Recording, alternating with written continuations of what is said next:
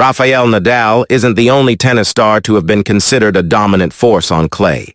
Mention the king of clay in professional tennis circles, and focus immediately turns to the man with a record 14 French Open titles to his name.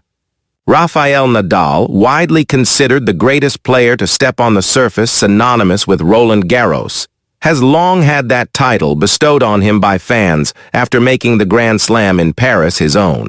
However, Nadal, 38, wasn't the first player on the ATP circuit to go by that name. That honor goes to one of the forgotten stars of the game, who won his sole French Open crown a decade before Nadal's famous winning debut at the tournament in 2005. Thomas Muster is not a name mentioned in the same echelons of the all-time greats.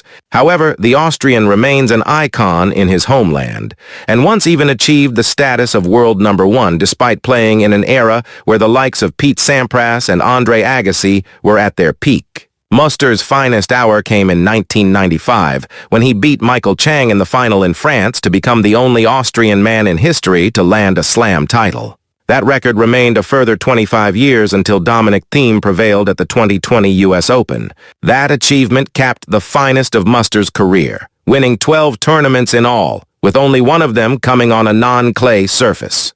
Between February and June, he won 40 consecutive matches on his favored surface, earning him the King of Clay title from fans and the Austrian Sportsman of the Year award for the second time.